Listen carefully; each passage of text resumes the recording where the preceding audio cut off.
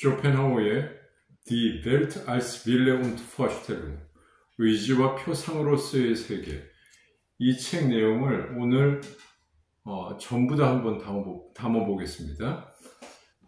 지금까지 제가 설명드린 것은 이물의, 본질의 세계 이물의, 그것이 이제 본질로부터 나타난 세계가 표현무, 이렇게 이제 설명을 드렸죠. 그것을 이제 쇼펜하우어의 얘기로만 하면은 이제 의지가 가장 기본적으로 있고, 그 의지가 나타나는 데 있어서 가장 객관화의 낮은 단계가 자연의 플라톤, 그 다음에 광물, 식물, 동물 해서 인간이 가장 높은 등급의 단계에 있는 것이 인간이다. 이렇게 이제 단계로 설명을 드렸죠. 그래서 그 단계들 가운데는 서로의 존재가 있어야만이 생존이 가능하고, 거기서는 다시 투쟁, 서로의 투쟁, 먹고 먹히는 관계, 이렇게 세계를 봐왔기 때문에 쇼펜하우어의 철학이 그냥 뭐 이렇게 이상적인 얘기가 아니라 굉장히 실존적인 얘기로서 전달이 될 수 있는 그런 밑바탕이 됐었죠. 그 부분을 이제 위아래로 제가 설명드렸고, 옆으로 다시 좀 설명을 드리면은 이렇게 생각하시면 됩니다. 시험 문제에서 세계의 본질이 무엇이냐라는 시험 문제가 있는데, 거기서 이제 쇼펜하우어는 정답을 저는 의지입니다 라고 이제 답을 한 거죠. 정답이다, 100점. 그럼 칸트는 물 자체입니다 라고 대답을 했습니다. 그럼 칸트는 한 90점. 굉장히 근접하죠. 근데 이제 플라톤은 50점은 넘는데 한 60점, 70점 정도. 이대합니다. 이렇게 이제 대답을 했다고 이제 보시면 됩니다. 맛집으로 보면 원조 맛집. 의지는 완전히 원조 맛집이고, 물 자체는 원조 맛집의 이제 2호점 정도, 그 다음에 플라톤의 이제 이데아는 한 3호점, 4호점, 6 이렇게 쫙 해서 인간이 이제 7, 8호점, 저 끝에 좀 있는 요 정도의 이제 느낌인데, 왜 이렇게 말씀드리냐면은, 쇼펜하우어가 음악을 굉장히 극찬을 했죠. 음악은 의지를 모사한 거다. 딴 거가 아니라 뭐 플라톤의 이데아를 모사하거나 뭐 아니면 표상된 여러 가지를 모사한 게 아니라 그냥 의지를 모사하고, 그 다음에 딴 예술은 그림자를 표현하지만 음악 같은 경우는 본질을 표현한다. 이렇게 해서 쇼펜하우어는 굉장히 음악에 대해서 극찬을 했죠. 그런 영향을 받은 작곡가가 있죠. 리하르트 바그너. 제가 다음에 이 리하르트 바그너와 관련돼서 좀 설명을 드리겠는데, 이렇게 이제 음악하는 사람들에게는 이제 쇼펜하우어가 굉장히 더 친근하게 다가갈 수밖에 없고, 바그너 같은 경우에는 이 쇼펜하우어의 영향을 받아서 오페라를 작곡했죠. 트리스탄 und 이솔데. 자, 얘기가 새나가지 않게 오늘은 일단은 지금까지 설명드린 부분은 이론 철학입니다. Die theoretische Philosophie. 이렇게 이제 설명을 했고, 쇼펜하우어가 이제 실천 철학이다. Die praktische Philosophie. 해서 이제 지금부터 설명드리는 부분은 쇼펜하우어가 이거는 인간의 행위와 관련된 것이기 때문에 가장 중요하고, 뭐 누구도 피해갈 수 없는 부분이다. 이렇게 이제 설명을 하면서 실전 철학을 이제 설명해 나가고 있습니다. 이 부분은 하고 싶은 얘기가 이제 하나하나당 너무나 많죠. 제가 다른 방법으로 아마 그렇게 설명드릴 수 있지 않을까 싶고, 오늘은 아주 핵심적인 것만 그냥 단어로만 탁탁탁 설명을 드리면서 진행해 보겠습니다. 죽음의 공포, Die Todesfurcht는 착각이다. 토이슝, 이렇게 설명을 합니다. 요거는 조금 설명을 드려야 되는데, 왜 죽음의 공포가 착각이냐? 요 얘기를 이제 쇼펜하우어는 어떻게 얘기를 하냐면은, 태양이 떴다가 이제 지잖아요. 지면 이제 몰락하는 것이 원래 우리가 봤을 때는 몰락하고 없어지는 것 같이 보이지만 태양의 실존은 계속 활활 빛을 내고 타오르고 있죠. 그렇게 이제 설명을 하면서 그래서 착각이다. 이렇게 이제 설명을 합니다. 우리가 이제 죽은 다음에도 없어지는 것이 아니라 뭔가 그냥 계속적인 어떤 뭐가 있다. 뭐 이런 식으로 이제 표현이 되는 거죠. 여담으로 약간 더 하면 이제 괴테가 자기의 이제 이 책을 보고 영향을 받아서 괴테도 이런 진술을 했는데 그것이 이제 자기로부터 왔다. 이런 표현을 또 책에도 쓰고 있습니다. 자, 자살, der Selbstmord는 헛되고 eine vergebliche 그리고 어리석은 행위이다. törichte Handlung. 결핍, die Entbehrung은 현재에 관련된 것이고, die Gegenwart. 그 다음에 포기는 die Entsagung, 미래와 관련된 것이다. die Zukunft. 한계의 앓문, die Kenntnis der Grenzen, 만족에 도달하고, Befriedigung erreichen, 의지의 억제는 Hemmung des Willens, 고통이다. Das Leiden. 성취는 erreichen, 행복이다. Das Glück. 삶은 das Leben, 고통과 지루함 사이의 시계추이다. 굉장히 저희가 유명한 말이죠. Pendel zwischen dem Schmerz und der Langeweile. 근데 요렇게만 저희가 많이 하는데 또 요렇게는 삶에 대해서 이렇게 얘기합니다. 삶은 das Leben, 의욕과 성취 사이이다. zwischen wollen und erreichen. 요 부분은 저희가 많이 알려지지 않았죠. 자, 인간은 der Mensch, 의욕과 wollen, 욕망, bedürfen 의 존재이다. 죽음의 공포 때문에 wegen der Todesfurcht, 인간은 고통스러운 투쟁을 견딘다. Dauert Menschen den mühsame Kampf aus. 가장 행복한 삶의 순환은 der glücklichste Lebenslauf, 소망과 충족의 적당한 간격이 채워지는 것이다. Ist in angemessenen Abständen die Wünsche und die Befriedigung zu erfüllen. 삶 전체는 das Leben im Ganzen 비극, 트라우어슈필이고 하나하나는 in einzelnen 희극이다. 루스트슈필.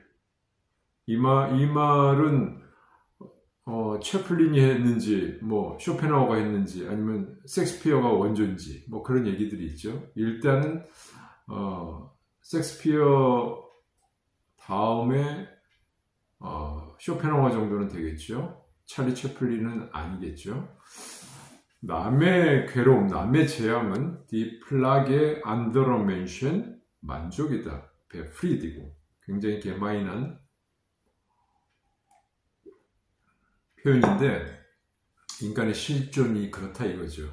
남의 괴로움, 재앙은 나한테는 만족이다. 그 독일에서는 그래서 샤덴프로이드라고 얘기를 하죠. 자, 괴롭히는 자, der Quäler, 괴롭힘을 당하는 자는 der Gequälte, 하나이다. sind eines. 왜냐? 둘 다 같은 의지에서 나오는 고통을 겪기 때문이죠. Beide leiden unter demselben Willen. 그래서 뭐 어쩌라고 그러면 당하는 사람한테 뭐 참으란 얘기냐? 굉장히 좀 그렇잖아요, 그렇죠? 그래서 여기서 쇼펜하우어의 그 기본적인 기독교 사상이 이제 나옵니다. 로마서 12장 19절 말씀을 이제 여기서 인용하죠. 복수는 나의 것이다. 내가 보복하리라. 주가 말씀하시니라. Die Rache ist mein, ich will vergelten, spricht der Herr. 이렇게 얘기를 합니다. 의지의 부정, Verneinung des Willens, 무의지성에서 die Willenlosigkeit, 만족과 세계의 구원이 나온다. Zufriedenheit, Welterlösung. 악인은 der Böse, 의지의 긍정이고 Bejahung des Willens, 다른 개인의 의지의 부정이며 Verneinung des Willens anderer Individuen, 고도의 이기심이다. Ein hoher Grad des Egoismus. 강렬하고 많은 의욕은 heftiges vieles Wollen, 강렬하고 많은 고통이다. heftiges vieles Leiden. 여기서 잠깐 프리드리히 니체, 1844년에 태어났다가 1900년에 돌아가신 우리 니체에 대해서 조금 설명을 하겠습니다. 조금 전에 말씀드렸죠. 그 의지의 긍정, Bejahung des Willens는 뭐다? 악이다, 악인이다, der Böse. 그러니까 악한 사람들은 자기 의지만을 긍정하고 자기만을 생각하는 거죠. 근데 이제 니체도 베야웅을 얘기를 했는데 긍정을, 근데 빌렌, 의지의 긍정을 얘기한 것이 아니라 삶의 긍정, 굉장히 중요한 부분인데 삶의 긍정을 얘기를 했습니다. 프리드리히 니체는 베야웅 데스 레벤스. 그래서 이 삶의 긍정이라는 것을 통해서 우리 모두가 위버멘시가 돼야 된다. 이렇게 얘기를 하죠. 위버멘시가 뭐냐? 여러분들 낭만 닥터 김사부라는 드라마를 혹시 보셨으면은 거기서 이제 그 한석규가 그 연기한 돌담병원의 외과 과장이 있고, 그 다음에 상대 이제 경쟁 의식을 느끼는, 사실은 뭐 잘난 의사인데 그 의사가 왠지 그렇게 그 김사부한테 경쟁 의식을 느끼고 이렇게 못난이 같은 행동을 막 하죠. 그러면서 이제 한석규가 이제 그런 대사를 하죠. 버스에서 나와, 이렇게. 그럼 그 버스라는 게 뭐냐면은 우리가 인간이라는 거죠. mensch. 버스라는 그 공간이라는 것은 우리가 슬프고 뭐 자격지심도 느끼고 뭐 그런 나약한 모습도 있고 한 그런 인간이라는 버스에 우리가 있는데, 거기서 나와라. 나와서 위버라는 게 더 위라는 거거든요. 그러니까 그 나약하고 그런 모습이 우리 인간이지만 그것에서 뛰어넘어서 그걸 극복하자. 이것이 그래서 위버멘시라는 그 니체가 강조하는 부분입니다. 이 말씀을 이제 드리는 이유는 베야웅, 긍정을 하는데 뭐를 긍정하느냐가 굉장히 중요하다는 거죠. 베야웅, 긍정을 하는데 자기의 의지만을 긍정하는 것은 악의 길인 거고, 자기의 삶을 긍정하는 것은 우리가 지향해야 되는 부분이지 않을까. 그래서 많은 사람들이 니체를 좋아하지 않을까 싶은데, 그 니체가 그럼 누구의 영향을 받았느냐? 바로 쇼펜하우어의 영향을 엄청나게 받았죠. 쇼펜하우어도 이제 책의 서술에서 베야웅 데스 레벤스에 대한 언급을 합니다. 그래서 그런 부분을 직접적으로 이제 영향을 받았고, 그것을 더 발전시킨 것이 이제 니체인 거죠. 다시 본 책으로 다시 돌아가면은, 진정한 사랑은 동거이다. 동거라는 건 뭐냐면 함께 아파하는 거다. 미틀라이트, 독일말로. 근데 이제 현재에서는 이제 미틀라이트라는 것보다는 미트게필이라는 단어를 많이 쓰는데, 어쨌거나 Die reine Liebe ist Mitleid. 삶은 das Leben, 고통이다. das Leid. 만족은 die Befriedigung, 고통이 없는 것이다. ohne Schmerz. 그래서 고통이란 단어를 몇 가지를 말씀드리면은 Leiden, das Leiden, der Schmerz, die Qual, die Pein. 그래서 Schmerz, Leiden, Qual, Pein, 이 단어를 굉장히 많이 쓴 슈베르트의 가곡이 있습니다. 제가 조금 뒤에는 이제 이 곡을 이제 올리도록 하겠는데,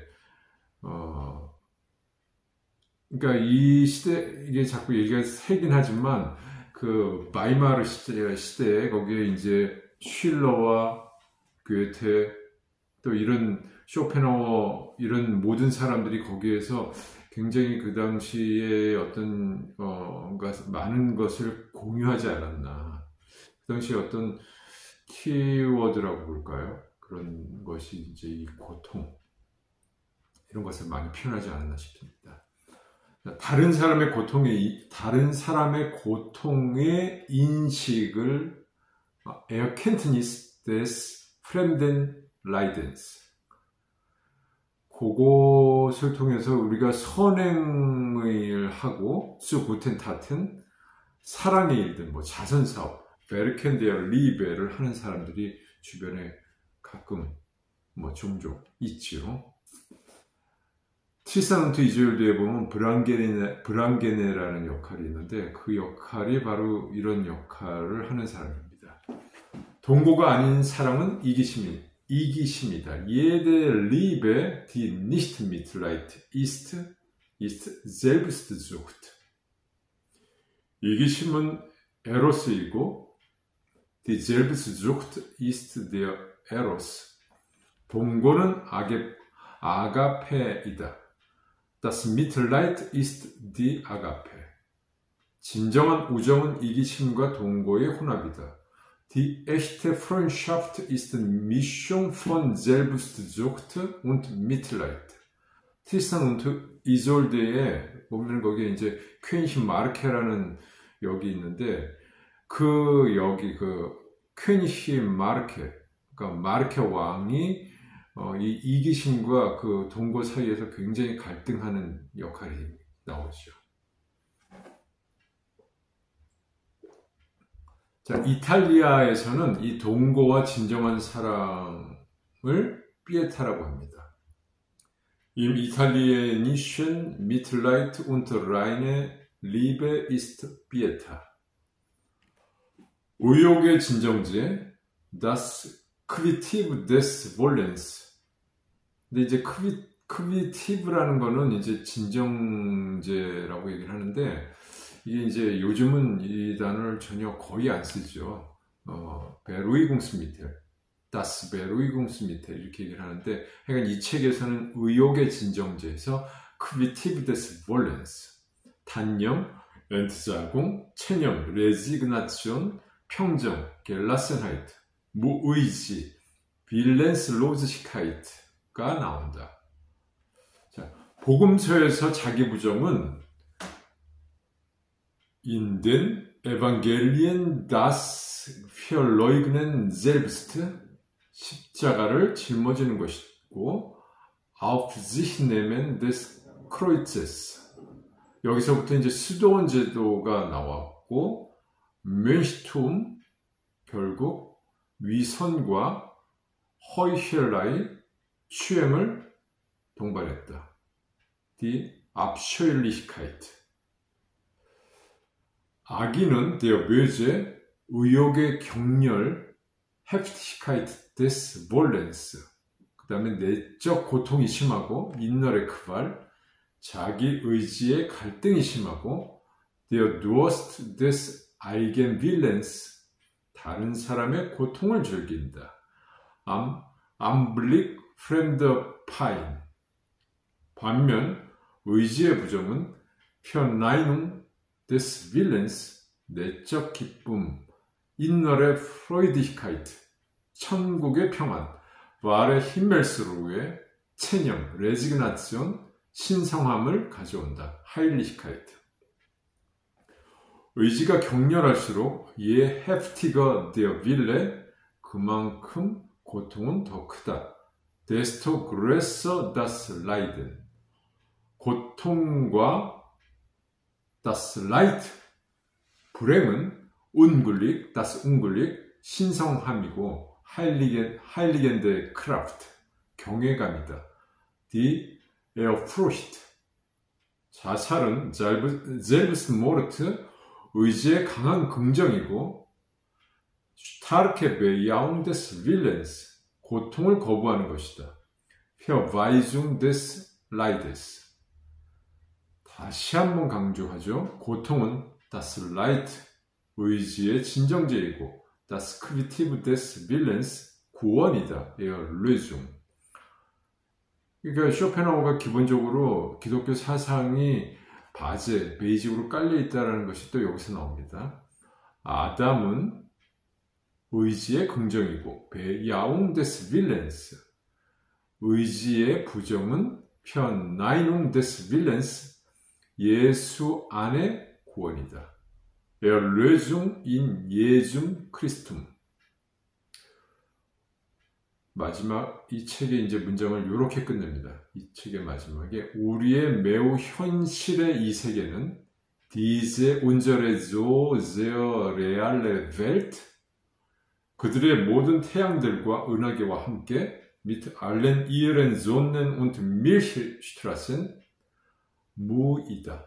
nichts. 이렇게 해서 의지와 표상으로서의 세계, die Welt als Wille und Vorstellung, 이 책의 모든 설명을 오늘로써 마치겠습니다.